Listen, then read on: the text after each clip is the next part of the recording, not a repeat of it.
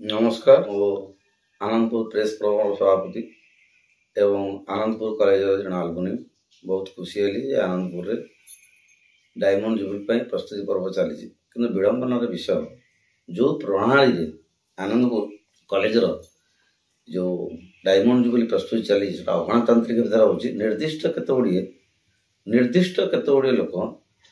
ताको हाईजैक कर व्यस्त अच्छा डायमंड जुबली ना विभिन्न संस्था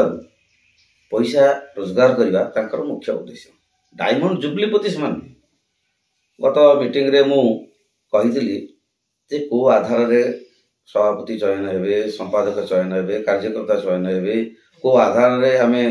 पैसा कलेक्शन करवा खर्च हम ये सब विषय कर्णपात से करते कारण या द्वारा उद्देश्य फलवती हो पार ना तेणुक आनंदपुर प्रेस क्लब अद्यावधि मूल 21/7 मीटिंग होता आम घोर विरोध करूँ से मु पांच थर सब कलेक्टर चीफ प्रेसिडेंट आमर जीबी प्रिंसिपाल समस्त अवगत करैले भी सुधा प्रिंसिपाल की प्रकार को रिलेसन रही आत्मघोषित कमिटी तेणुक से विषय अंधकार रही से तार भितर मानुपुलेट करके विभिन्न प्रकार अभियोग करने सत्वे भी आम विरोध करने सत्वे भी से आगे नबार व्यस्त अच्छा निर्दिष्ट जड़े कमिटीर मुख्य हिसाब से कॉलेज न जानी नहीं प्रिंसिपाल जानी ना जीबी प्रेसिडेंट जानी ना निर्वाचन एमएलए जानी ना सब कलेक्टर जानी ना कि सी जाकि गेस्ट कंटाक्ट करने गले किए अनुमति देला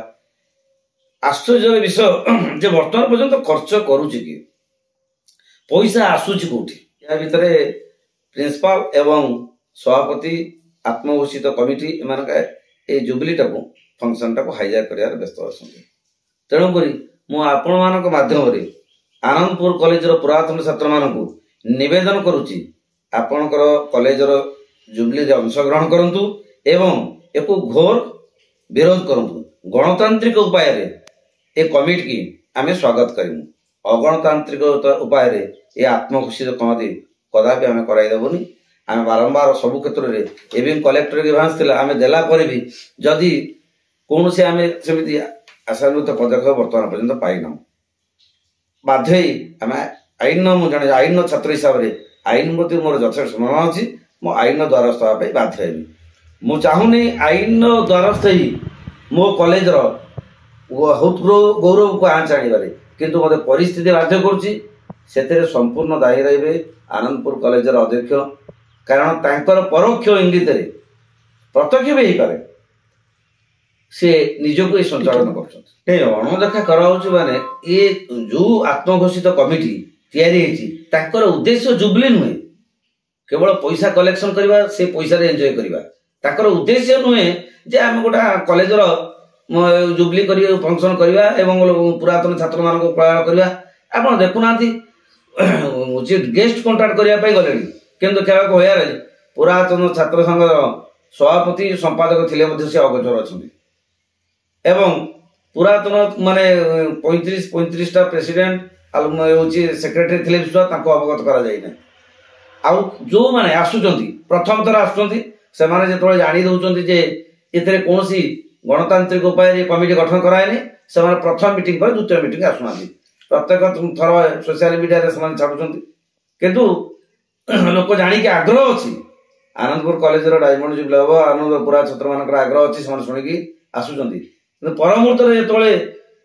कमिटीर स्थायित्व नहीं मन भर प्रश्न आसूँ स्थायित्व नहीं मन भर उंकी मारुची से बाध्य आउ कमिटी जो मैंने अच्छा निर्दिष्ट क्षमता बल से